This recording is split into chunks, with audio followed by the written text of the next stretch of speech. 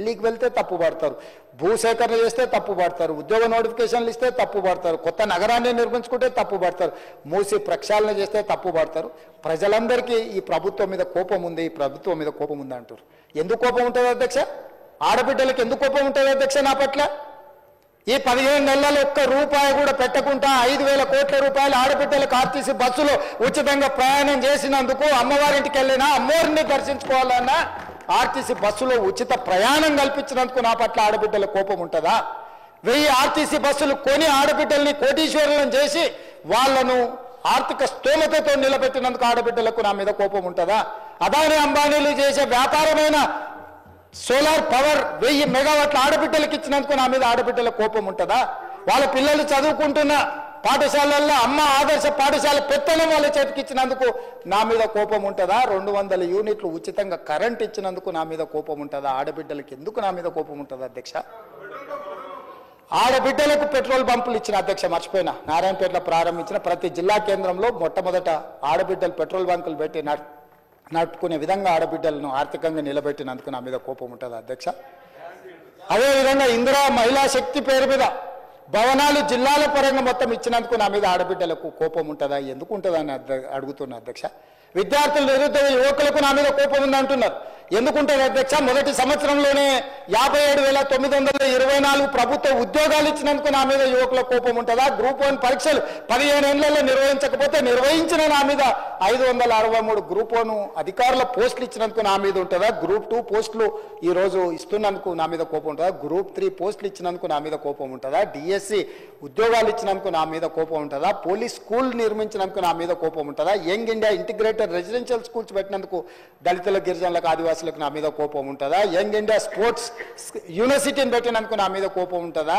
Academy పెట్టినందుకు నా మీద కోపం ఉంటుందా? యంగ్ ఇండియా స్కిల్స్ యూనివర్సిటీ పెట్టినందుకు నా మీద కోపం ఉంటుందా? ఇన్ని ఈ యువకుల కోసం మెస్ ఛార్జీలు 40% పెంచినందుకు ఆ పిల్లలకు నా మీద కోపం ఉంటుందా? 200% ఆడబిడ్డల కాస్మెటిక్ ఛార్జెస్ పెంచినందుకు నా ఆడబిడ్డలకు, నా చెల్లెళ్లకు నా మీద కోపం ఉంటుందా? ఎందుకు ఉంటుందని నేను అడుగుతున్నా అధ్యక్ష. నా రైతులకు, తెలంగాణలో ఉండే రైతులకు, లక్షలాది మంది రైతులకు, 25,35,000 మంది రైతులకు 20,617 కోట్ల రూపాయలు 2 లక్షల వరకు రుణమాఫీ చేసినందుకు రైతులకు నా మీద కోపం ఉంటుందా? రైతులు పండించిన పంట సన్న వడ్లకు 500 రూపాయల బోనస్ ఇచ్చినందుకు నా మీద కోపం ఉంటుందా? దేనికోసం నా మీద కోపం ఉంటుంది అధ్యక్ష?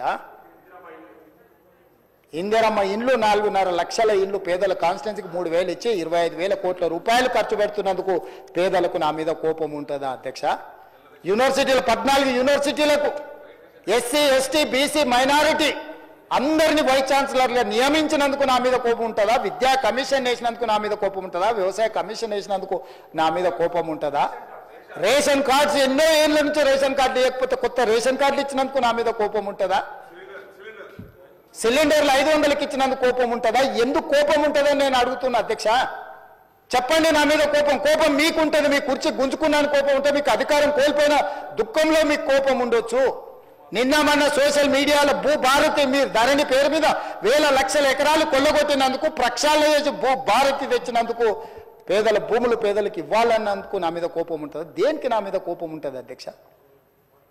పేడ్ ఆర్టిస్టులను తెచ్చి పార్టీ ఆఫీసులో పెట్టి వాటిని రికార్డ్ చేసి సోషల్ మీడియాలో పెడితే, వాళ్ళ మీద పోలీసులు కేసు కడితే మీకు దుఃఖం వస్తుంది.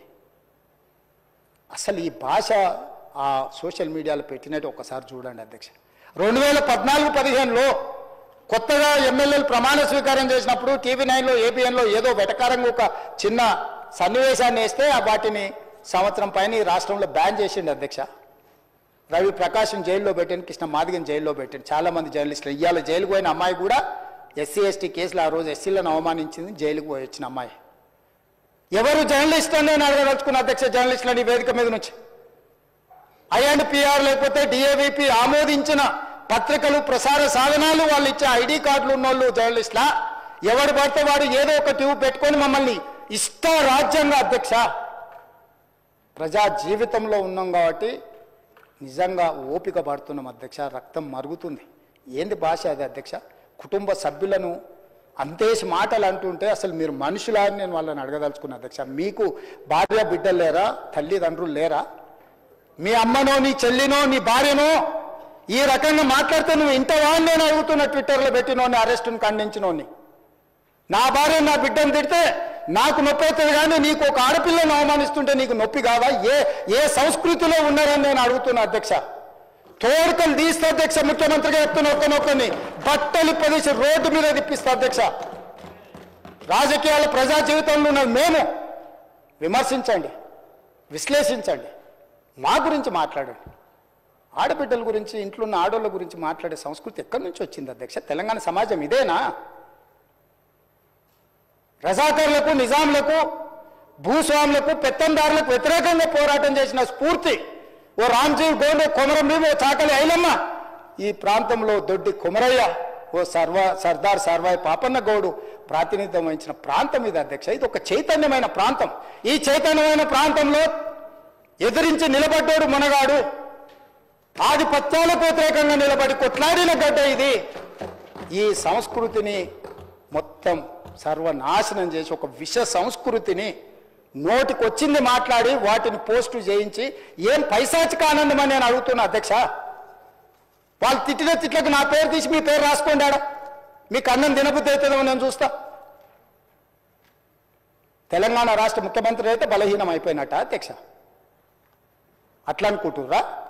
ఓపిక పట్టిన అధ్యక్ష, నేను మర్యాదకుంటున్నా. మీకు ఎంతమంది ఉన్నారో తెలియదు. నాకు చికాకు వచ్చిందని తెలిస్తే లక్షలాది మంది పిల్లలు రోడ్డు మీదకి వచ్చి బట్టలు తీసుకొడతారు అధ్యక్ష ఒక్కడినొక్కడిని. నేను వద్దంటున్నా కాబట్టి, చట్టాన్ని గౌరవిస్తా కాబట్టి, చట్టాల పట్ల, శాసనాల పట్ల, ఈ భారత రాజ్యాంగం పట్ల మాకు సంపూర్ణమైన విశ్వాసం, నమ్మకం ఉంది కాబట్టి ఏమనుకుంటూ ఊరుకుంటున్నాం అధ్యక్ష. అది మా చేతగాని తనం కాదు. చంద్రశేఖరరావు గారు నీ పిల్లలకు చెప్పు, ఇది మంచిది కాదు, నువ్వు అనుకుంటున్నావేమో ఇట్లా ఏదో చేస్తే మానసికంగా కుంగదీసి దెబ్బతీసి రాజకీయంగా ప్రయోజనం పొందుదామని నువ్వేమైనా కలలుగా అంటే నువ్వు అనుకుంటున్నావేమో. అట్లా కుదరదు చంద్రశేఖరరావు. నేను చెప్పదలుచుకున్నా, హద్దు దాటితే, మాట జారితే దాని ఫలితం ఎట్లుంటుందో అనుభవిస్తారని నేను చెప్పదలుచుకున్నా అధ్యక్ష. పదవి ఎంతకాలం ఉంటుందని కాదు, ఎట్లా ఉన్నామనే దాన్ని నేను లెక్కగడతా అధ్యక్ష. ఆత్మగౌరవం చంపుకొని పదవి కోసం లాలూచిపడి దిగజారే రాజకీయాలు నేను చేయను అధ్యక్ష. ఉన్నంత కాలమే ఉంటా, నిటారుగుంటా, నికార్సుగుంటా. ఏది పడితే అది మాట్లాడితే ఇక నుంచి ఊరుకొని నేను చెప్పదలుచుకున్నా. మీరు అనుకుంటున్నాం ఏది పడితే అది బాగా మాట్లాడితే చెల్లిపోద్ది, లేకపోతే కోర్టుకు పోతే బెయిల్ వస్తుంది, లేకపోతే ఈడిపోతే అది వస్తుంది, ఆడిపోతే ఇది వస్తుంది, మానసికంగా మమ్మల్ని దెబ్బతీసి ప్రయోజనం పొందాలని. అవసరమైతే చట్టాన్ని సవరించే పని అని చేస్తాం. ఏం భాష అధ్యక్ష? ఒకసారి మీరు చూడండి అధ్యక్ష. ఆడపిల్లలు ఆ రకమైన భాషను వాడి ఆడపిల్లలే వాళ్ళ ప్లాట్ఫామ్లలో పోస్టింగ్ చేస్తే ఇది మంచిదా అధ్యక్ష? ఏం సాంప్రదాయం? తెలంగాణలో ఇట్లాంటి సాంప్రదాయం ఎప్పుడైనా ఉందా అధ్యక్ష? తెలంగాణ ఉద్యమం సందర్భంలో కూడా అంత పెద్ద ఎత్తున భావోద్వేగాలు ఉన్నప్పుడు కూడా ఇలాంటి భాషా ప్రయోగం జరగలేదు అధ్యక్ష. ఇదెక్కడి వింత పోకడలు, పైశాచిక ఆనందం అధ్యక్ష? వీటిని క్షమించే సమస్యనే లేదు అధ్యక్ష. నేను స్పష్టంగా చెప్పదలుచుకున్నా. చంద్రశేఖరరావు గారు వినండి, మీ పిల్లలకు బుద్ధి చెప్పండి. ఇలాంటి సాంప్రదాయం, సంస్కృతి భవిష్యత్ తరాలకు ఇవ్వదలుచుకోలేదు. దీన్ని ఇక్కడనే పాతరేయదలుచుకున్నా. ఉప్పు పాతరేస్తే ఇట్లాంటి సంస్కృతిని మీరు ప్రోత్సహిస్తే ఎవరిని వదలను. ప్రజాస్వామ్యయుతంగా ప్రతిపక్షంగా మీరు మాట్లాడండి, చెప్పండి, విమర్శించండి. దాన్ని సరిదిద్దుకోవడానికి మా ప్రభుత్వం సిద్ధంగా ఉంది. గౌరవిస్తాం. భారతీయ జనతా పార్టీ కూడా మా ప్రతిపక్ష పార్టీ. వాళ్ళ కేంద్రంలో అధికారంలో ఉండరు. ఆ అధికారాన్ని మన రాష్ట్రానికి ఉపయోగించేదానికి చేస్తున్నాం. అందుకే అధ్యక్ష, తమరు కూడా అక్కడి నుంచి ఆదేశాలు ఇవ్వండి. దీని మీద చర్చ జరగాలి. మీడియా మిత్రులకు కూడా నేను అడుగుతున్నా, మీ సంఘాలు ఏవైతున్నాయో సంఘాల నాయకులను కూడా అడుగుతున్నా, ఎవరో జర్నలిస్టులు లిస్ట్ ఇవ్వండి. జర్నలిస్ట్ అనే పదానికి డెఫినేషన్ ఏందో ఇవ్వండి, ఆ లిస్ట్ ఇవ్వండి. ఆ లిస్టులో ఉన్నోళ్ళు ఇట్లా తప్పు చేస్తే ఏం శిక్షిస్తారో మీరు నిర్ణయించండి. ఆ లిస్టులో లేనోడు జర్నలిస్ట్ కాడు. జర్నలిస్ట్ కానోడిని క్రిమినల్ కిందనే చూస్తాము. ఆ క్రిమినల్స్ని ఎట్లా జవాబు చెప్పాలనో గట్లనే చెప్తాం. ముసుగేసుకొని వస్తే ముసుగు ఊడవికి బట్టలు గుడ్డలు ఊడదీసి కొడతా అని చెప్తున్నా. నేను తమాషా చేయొద్దు. నేను కూడా మనిషిని, నాకు చీమునెత్తురుంది.